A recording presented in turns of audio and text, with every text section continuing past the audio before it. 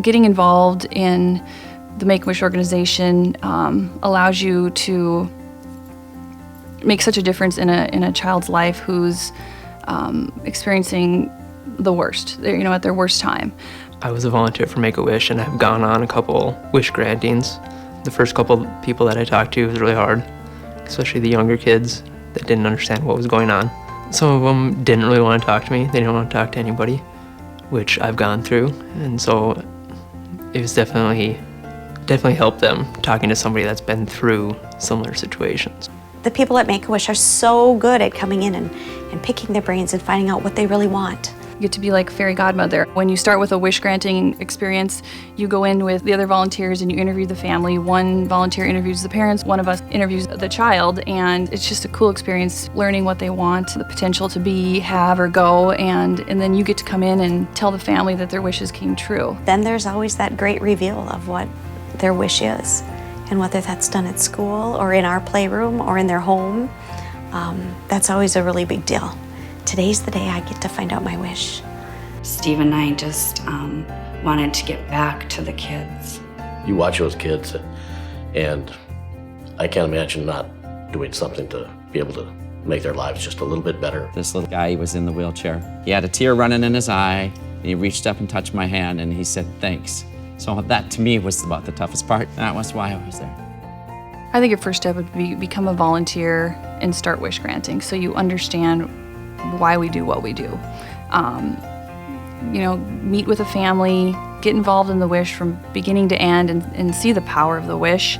And then it just kind of goes tenfold in every other direction.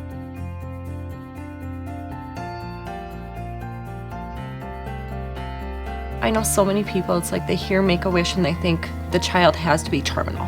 Which is completely false. If you have any sort of life-threatening disease, you qualify for a wish. It's not having one final experience before you die. It's more a step in life's journey that you'll always remember.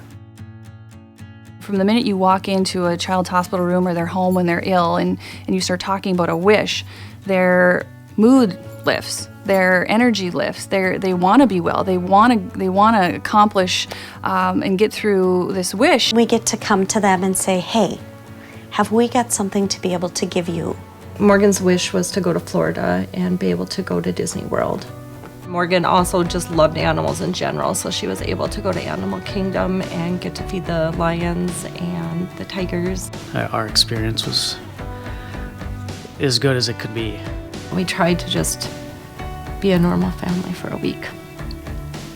It's a time to regroup, to be a family again, to forget about illness and pain. The Make-A-Wish experience bolsters their strength, the strength of their family, and it can be seen as part of the treatment. They've done actually studies on some of this, is that it really truly gives this child hope, and it helps them persevere through whatever they're going through. Whatever their wish is, it just gives them that family time or that experience. To be able to experience life can be very, very emotional and very helpful in the healing process, I would say. I don't think I thought of my illness one time throughout the whole trip. Make-A-Wish gives them their fight back. And because they have their fight back, they're working with us, and it improves their outcomes. I think it gives you that hope and that strength in when times are dark. I know I wouldn't be where I was today if it wasn't for Make-A-Wish. So it's really part of the cure.